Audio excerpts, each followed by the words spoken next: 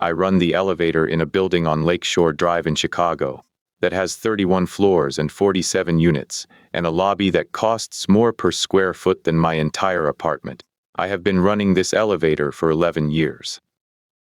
Not the elevator itself, which is automated and requires no running in the mechanical sense, but the lobby and the door and the relationship between the building and the people who live in it, which is the actual work of what my job title calls a door attendant and what I call, when someone asks, the man who makes sure things go smoothly for people who have forgotten that smoothness requires someone to provide it.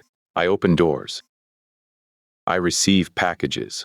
I know which residents prefer to be greeted by name and which prefer to be invisible in their own building, which is a preference I respect because I understand it. I know who is having a good day from the elevator and who is not. I want to tell you something about what it means to do this work with the intention it deserves, because I think most people who have not done it imagine it as primarily mechanical, as the management of a physical threshold. It is not that. It is the management of a social threshold, which is different and considerably more complex. Every person who comes through a lobby door is arriving from or departing to something that matters to them, and the quality of the arrival or departure is affected, in ways that are small but not trivial, by what they encounter at the threshold. A greeting that is genuinely meant changes a morning. A door held with actual attention, rather than obligation, changes a departure.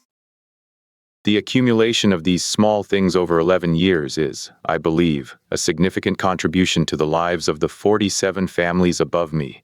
Even though most of them could not tell you my last name, I do not require them to know my last name. I require myself to know theirs, and to mean it when I use it, which I do every morning and every evening without exception. This is what Vincent taught me, not in words, in example. 28 years of example. That has 31 floors and 47 units and a lobby that costs more per square foot than my entire apartment. I have been running this elevator for 11 years. Not the elevator itself, which is automated and requires no running in the mechanical sense, but the lobby and the door and the relationship between the building and the people who live in it, which is the actual work of what my job title calls a door attendant, and what I call, when someone asks, the man who makes sure things go smoothly for people who have forgotten that smoothness requires someone to provide it. I open doors. I receive packages. I know which residents prefer to be greeted by name, and which prefer to be invisible in their own building, which is a preference I respect because I understand it. I know who is having a good day from the elevator and who is not. I know which units are quiet and which are loud and which have recently changed in ways that mean something is happening behind them that has not yet been named. I have been doing this for 11 years, and what 11 years in a lobby teaches you is that a building is a community whether its residents want it to be or not, and that the health of that community depends, more than most residents understand, on the person who stands at its entrance and decides how each day begins. I take that seriously. I have taken it seriously since the first day, because my son Vincent taught me what it means to show up for someone the same way every day regardless of what the previous day cost you. And because showing up for Vincent every day for 28 years is the whole reason I know how to do this job the way it deserves to be done. If you have ever loved a child the world calls difficult and found that what you learned in the loving was the most useful thing you ever built, this channel is for you. Subscribe right now. Because every story here is for the people who did the hardest work of their lives without anyone calling it hard, and found out one evening that what they had built was exactly what someone else needed. My name is Raymond Oakes. I am 56 years old. I am the door attendant at the Meridian Arms on Lakeshore Drive in Chicago, which I have been for 11 years.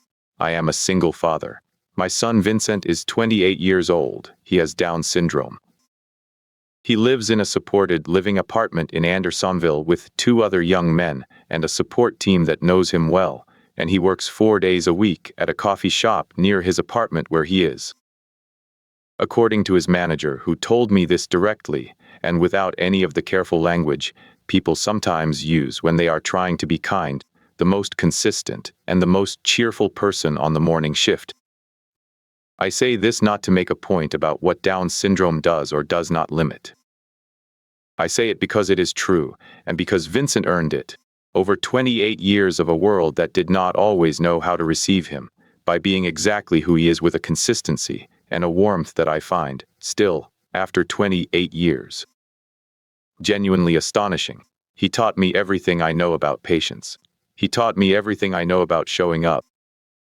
And he taught me, which is the thing most directly relevant to this story, that the right quality of presence, offered consistently and without condition, will eventually reach a person that every other approach has failed to reach. It just takes longer than most people are willing to wait. I have been willing to wait for 11 years in this lobby. One of the things I was waiting for arrived on a Tuesday night in October. I want to tell you about Vincent before I tell you about the child in this story, because Vincent deserves to be known as more than a background fact about the elevator man, and because the story cannot be understood without him. He is 28 years old, which means he has been a person for 28 years before this story begins, and those 28 years have produced someone specific and irreplaceable. Vincent is funny in the way that people are funny when they have not learned to perform humor, when the thing they find amusing is the thing itself rather than the audience's response to it. Which means his humor is completely without agenda and completely impossible to anticipate. He finds the most ordinary things in the world genuinely delightful, and says so, which is a quality that makes him the most honest person I have ever spent time with, and also the most refreshing.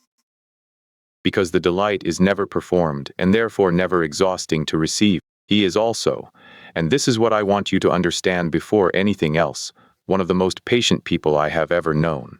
I do not mean patient in the passive sense, the patience of someone who has no choice. I mean the active patience of someone who has decided that the pace which things arrive is the right pace, and that hurrying is not only usually futile but often counterproductive, and that the waiting itself, done with full attention, is a form of participation rather than an absence of it. He learned this, I think, from being the person who was always being waited for, and from understanding, somewhere in his early years, that the people who waited for him without making him feel the weight of the wait were the people he trusted most. He became, in the years of being waited for, someone who knew how to wait. He gave it back. He is still giving it back. Every morning at the coffee shop on his 4-day schedule, he gives to the customers what the best of the people in his life gave to him, which is unhurried attention and the specific quality of welcome that makes a person feel that arriving in this place on this morning was exactly the right thing to do. Because Vincent deserves to be known as more than a background fact about the elevator man. He is 28 years old, which means he has been a person for 28 years, and those 28 years have produced someone specific and irreplaceable. Vincent is funny in the way that people are funny when they have not learned to perform humor, when the thing they find amusing is the thing itself rather than the audience's response to it. Which means his humor is completely without agenda and completely impossible to anticipate. He finds the most ordinary things in the world genuinely delightful. The way the lake looks on a specific morning, the particular sound that a coffee grinder makes, the name of a new customer who comes into the shop. He brings to each of these the full weight of his attention, which is not divided the way most adult attention is divided by the requirements of multitasking and the performance of composure. He is present in things. He has always been present in things. This is the quality that most people who encounter him for the first time register, even before they know anything else about him. The specific quality of his attention toward whatever he is looking at. He makes people feel seen. He cannot help it. It is just what his attention does. I learned, over 28 years of watching Vincent make people feel seen, to try to do the same thing. To bring to each person in the lobby the quality of attention that takes them seriously as the specific person they are rather than as a resident of Unit 407 who needs the elevator. It does not always work, but it is what I try to do. Vincent taught me to try. I want to tell you something about what 11 years in a lobby teaches you about the people who live above it. Because the teaching is the context for everything that happened with Helena and Mia, and I want to give it the space it deserves. A lobby is the threshold between the private world of a person's home and the public world of everything outside it, and the people who cross it every day are in a state of transition that makes them, for the few seconds of the crossing, neither fully private nor fully public. In that transitional state, the performance is sometimes incomplete. The person coming through the door at 7:30 in the morning is not yet fully assembled for the day. The person coming through at 11 at night has been assembled for too long and is beginning to come apart at the edges. I have seen both of these states across 47 units, over 11 years, more times than I could count. What I have learned from watching them is that the truest information about a person is available not in the middle of their day, when they are most fully performing whatever version of themselves the day requires, but at the edges of it. The arrival and the departure, the beginning and the end. The lobby is where the edges are visible, and I am the person who stands in the lobby and sees them, which is either the most intrusive position in the building or the most intimate, depending on how you look at it. I look at it as a trust. The people who live here show me their edges because the lobby requires it, and I hold what I see with the discretion that a trust requires. The woman in Unit 31A is named Helena Voss. She is 41 years old. She is the sole heir to a family pharmaceutical fortune that has been described in enough financial publications that I have a general sense of its scale, which is to say it is the kind of fortune that makes the phrase "a lot of money" seem inadequate. She moved into 31 2 years ago after a divorce that I know about, not because anyone told me, but because the evidence of it arrived in the elevator in the form of a man removing boxes over the course of 2 weekends and then not returning. And a quality of quiet in the unit, after that, which I recognized as the quiet of a space that has lost a person who used to be in it. She has a daughter named Mia. Mia is 4 years old. She is small and quick and has the specific quality of energy that 4-year-olds have when they are moving through a world that has not yet been categorized into safe and unsafe. When everything is still potentially interesting rather than potentially threatening. She also has a quality of reserve that sits underneath the energy, a watchfulness. That is not fear exactly, but is the specific attentiveness of a child who has learned to read rooms carefully, because rooms have changed unpredictably, and the reading is how you stay ready. I recognize this quality. I have seen it before in Vincent, in the years when the world was still sorting out how to receive him, and he was spending significant energy monitoring how each new environment was going to respond to his presence. Mia's watchfulness is different in origin but similar in structure. She is a child who is deciding, in each new room and with each new person, whether the room and the person are going to be safe. Helena had fired 6 nannies in a year. I know this because nannies arrive through the lobby and depart through the lobby, and in 11 years I have become an accurate reader of the quality of a departure. And each of the 6 departures had the quality of something that had not worked, rather than something that had run its course.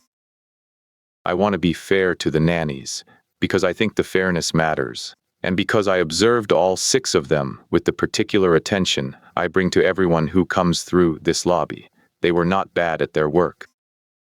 They were, as far as I could tell, qualified and well-intentioned and genuinely trying to reach a child who was not yet ready to be reached. The failure was not theirs. It was the failure of a situation in which the child's timeline for trust was longer than the nanny's contract and the mother's patience for uncertainty, which is not a moral failure but a practical one.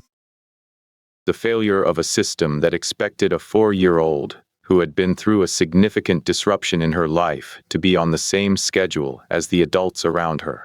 Mia was not on that schedule.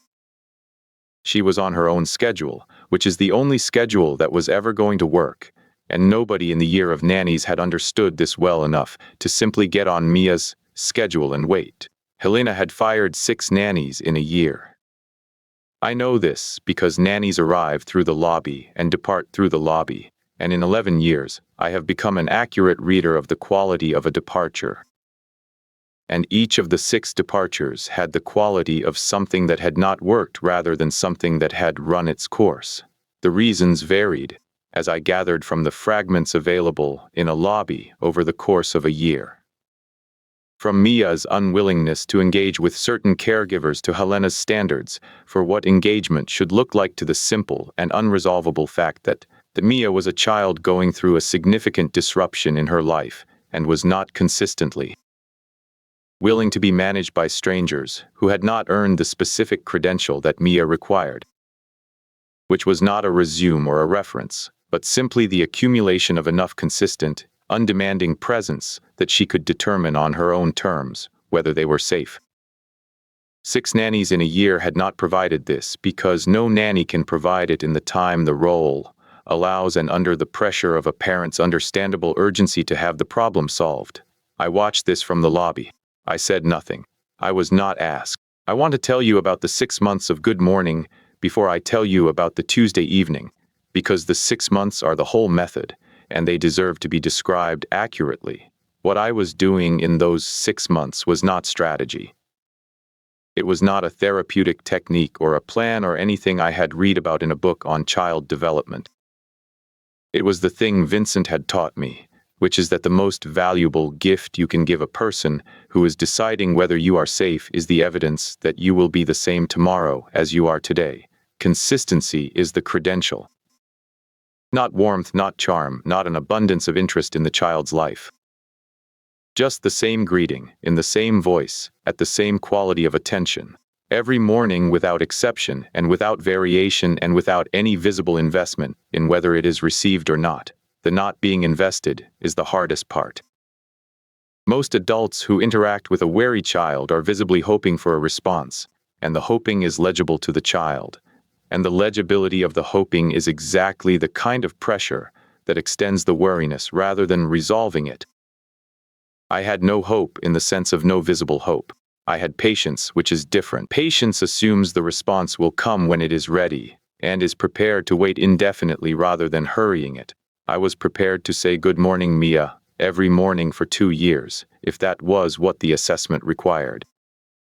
As it turned out, 6 months was enough. But I did not know that at the start of month 1. I was simply there. What I was doing, in the meantime, was being in the elevator. This is the whole of it, and I want to be precise about what I mean by it.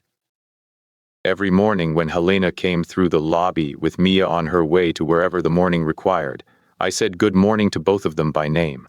To Helena first and then to Mia, not with any particular warmth or performance.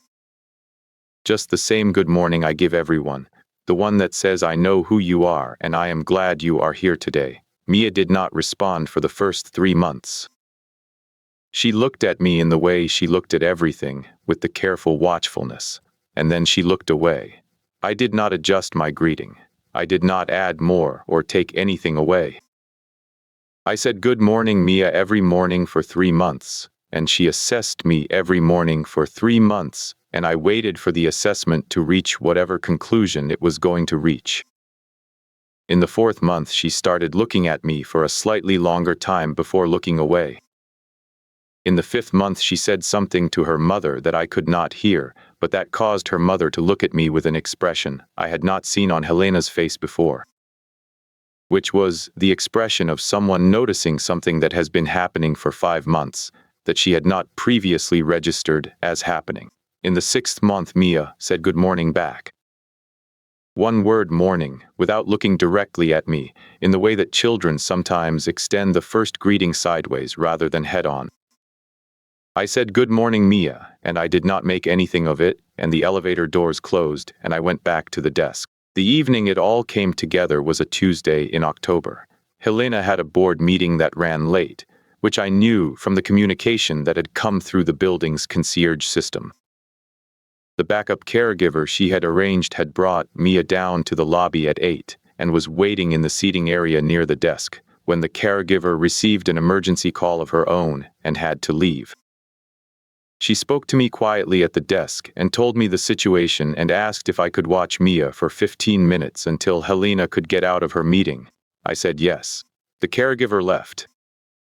Mia was in the seating area with a small stuffed animal and a book that she was not reading, and she was doing the watchfulness, monitoring the changed situation with the full attentiveness of a child who knows that something has shifted and is deciding what it means. I came around from behind the desk, and I sat down in the chair across from her. Not beside her. Across, where she could see me fully, where there was no surprise about my position relative to her. I said, "Your mom's meeting is running a little late." She looked at me. I said, "Can I sit here with you while we wait?" She considered this. She nodded. I sat. I did not speak further. I took out my phone and looked at something on it, not to ignore her, but to give her the freedom of not being looked at while she decided what to do with the situation. After about 5 minutes, she held up the stuffed animal toward me. It was a rabbit, gray with one ear that was shorter than the other from years of being held. I looked at the rabbit. I said, "That is a good rabbit." She said, "His name is Gerald." I said, "That is a good name for a rabbit." She held the rabbit in her lap. She said, "His ear got shorter because I hold it when I am nervous." I said, "I used to hold my son's hand when I was nervous." She said, "Where is your son?" I said, "He lives in his own apartment now. He is grown up." She said, "Does he still let you hold his hand?" I said, "Sometimes, when one of us needs it." She nodded. She held the rabbit. We sat for another 22 minutes until Helena came through the lobby door. She stopped when she saw us. She had the expression of a woman who has been running late and guilty for 40 minutes, and has just found that what she was rushing home was not an emergency, but something else entirely, something she does not immediately have a word for. Mia saw her mother and said, "Mom, this is Raymond. He knows about Gerald's ear." Helena looked at me. She looked at her daughter. She looked at the rabbit. She said, "Thank you." I said, "She is easy to sit with." Helena looked at her daughter for a moment with the expression of a parent who has just been shown something about their child by someone outside the family, which is one of the most disorienting and most moving experiences a parent can have. She said, "She doesn't usually talk to people she doesn't know." I said, "She doesn't know me yet, but she's been deciding about me for 6 months. Helena was quiet. She looked at the rabbit. She said, "Gerald." I said, "Yes." She said, "How did you know to just sit across from her?" I said, "I have a son. He taught me." She said, "Will you tell me about him?" I said, "Yes." We talked in the lobby for 30 minutes while Mia sat between us on the couch holding Gerald by the shorter ear and occasionally inserting a fact about the rabbit that she felt was relevant to the conversation. It was, without any question, the best 30 minutes I had spent in this lobby in 11 years. I want to tell you what Helena said to me before she took Mia upstairs that Tuesday evening, because what she said is the resolution and I want to get it right. She said, "I have been trying to understand what she needs for 2 years." I said, "She needs what all children need, just in a slightly different sequence." She said, "What sequence?" I said, "Most children trust and then test. Mia tests first and then trusts." Helena was quiet. She said, "I kept hiring people who wanted her to trust them first." I says. She said, "How long does the testing take?" I said, "It depends on the child. For Mia, 6 months for a good morning. For the deeper things, I do not know yet." She said, "Will you tell me if you see something I should know?" I said, "Yes." She said, "Thank you for staying late." I said, "I did not stay late. The meeting ran late, and you needed someone to be here. Those are different things." She looked at me for a moment. She said, "I think I have been firing the wrong people." I said, "You have been hiring people who were not wrong. They just had the wrong timeline." She nodded. She picked up Mia, who had fallen asleep in the chair with Gerald in her arms, and she carried her to the elevator. I held the door. She stepped in. The doors began to close. She said, "Raymond." I said, "Yes." She said, "Good morning." She said it looking at me with the specific expression of someone who has understood something she did not understand an hour ago. The doors closed. I went back to the desk. I sat for a moment. I thought about Vincent saying good morning to the first customer of his shift at the coffee shop in Andersonville, with the same quality of attention he brings to the 100th customer. Unbothered by whether the customer returns the greeting at the same warmth or not, I thought about 28 years of learning that from him. I thought about Mia's rabbit and its shorter ear, and about how the most important information about a child is usually held in the things they will not put down. She did not fire another nanny. She arranged a different kind of support, one that understood what Mia needed rather than what the role description said Mia needed, which is to say support that was patient and consistent and did not require Mia to be ready before she was ready. I want to tell you about one specific morning that happened about 3 weeks after the Tuesday evening, because it is the image I carry from this story that I think says everything that needs to be said. I had arrived at the lobby at 7 as usual. At 7:15, Helena and Mia came through the lobby on their way to wherever the morning required, which was the usual pattern. But Helena had done something different. She had come down early, 15 minutes before they usually appeared, and she was not in her work clothes. She was in ordinary clothes, the kind you wear when you are not going anywhere professional yet. And she sat down in the seating area near the desk, and she said, Mia wanted to come say good morning before school. Mia came in behind her, and she went straight to the chair across from the desk, the chair she had been sitting in on the Tuesday evening, and she sat down, and she looked at me and she said, Good morning, Raymond. With my name. She had not used my name before. Helena was watching from the sofa with the expression of someone watching their child do something they had not seen them do and understanding, in the watching, what it had taken and what it meant. I said, Good morning, Mia. How is Gerald this morning? She held up the rabbit. She said he is good. His ear is still shorter. I said, Some things are good the way they are. She nodded as if this was the most reasonable thing anyone had said all morning. Helena caught my eye over the top of Mia's head and she said nothing, which was the right thing to say. She also, over the weeks that followed, began something that I did not expect, and which I want to describe because it is the resolution and it deserves to be told. She began bringing Mia down to the lobby 15 minutes early on the mornings she had time, and they would sit in the seating area near the desk, and Mia would talk to me while her mother watched. Not structured talking. The kind of talking children do when they are comfortable, which is associative and unpredictable, and includes Gerald's opinions on a great many things as well as Mia's own. Helena watched these conversations with the expression of someone watching her child be seen in the way she had been hoping someone would see her.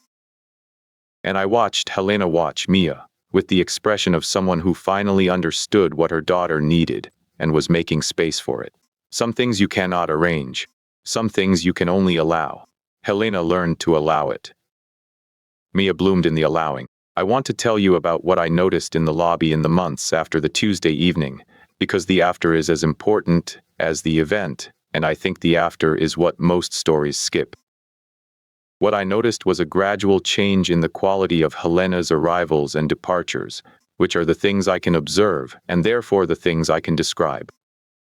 She had always been efficient in the lobby, which is to say she passed through it quickly and with purpose, the lobby being for her a transition zone, to be crossed rather than a space to be inhabited. After the Tuesday evening she began crossing it more slowly. Not dramatically, a few seconds more at the desk in the morning, a moment in the seating area on the way out sometimes, not sitting but pausing. The particular slowing of someone who has decided that the lobby contains something worth taking a moment for. I did not remark on this. I continued to say good morning and good evening, and to mean both equally, and to receive whatever the morning or the evening brought without requiring it to be anything other than what it was. This is the whole of the job, in 11 years of doing it. The rest is just the door. I called Vincent the evening after the Tuesday in October. He answered immediately, the way he always does. With particular enthusiasm he brings to phone calls from people he loves. I told him about Mia and Gerald and the shorter ear and the 22 minutes in the lobby. He was quiet for a moment in the way he gets quiet when something has landed in him.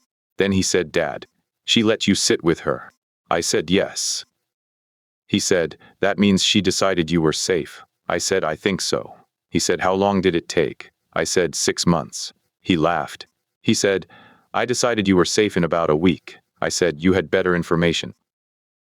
He laughed again, and the laugh was the laugh it has always been, the laugh that makes any room better. And I sat in the lobby after the last resident had come through for the evening, and the building was quiet, and I thought about 28 years and Vincent, in every one of them, and what the 28 years had made of me. Which is the man in the lobby who knew how to sit across from a 4-year-old who was deciding whether the world was safe and to wait for as long as the deciding required. He said, "Dad." I said, "Yes." He said, "I love you." I said, "I love you too, Vincent." He said, "Tell Mia that Gerald is a good name." I said I would. I locked up the lobby. I went home. I drove past the lake on the way. The lake at night is the same lake it is in the morning, which is to say it is entirely itself regardless of what time of day it is asked to be it, which is the only way to be anything worth being. I have been trying to be that for 11 years in the lobby. Vincent showed me what it looked like. He shows me every time. Before you go, I want to ask you one thing. Is there a child in your life who is still deciding whether you are safe, not a child who has decided you are unsafe? A child who is still in the deciding, who is watching from across the room with the rabbit in their lap, who has not yet said good morning back, but who has started looking at you for slightly longer before looking away. I want you to know that the looking is the beginning. It is the whole beginning. It just requires you to keep saying good morning without requiring the answer until the answer is ready to come. Tell me in the comments. Tell me about the child who is still deciding. Tell me what you have learned about waiting. I read every single one, and I would be honored to know. Hit subscribe if you have not yet. Leave a like so this reaches the parent who needs it tonight. And I will see you in the next one.